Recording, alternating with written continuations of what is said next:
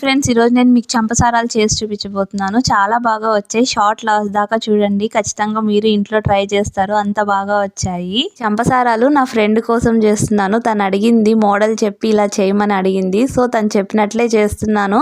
ఎలా వచ్చిందో నాకు పక్కన కామెంట్ సెక్షన్ లో అయితే చెప్పేయండి. నాకైతే చాలా బాగా నచ్చింది అవుట్పుట్ చూసాక.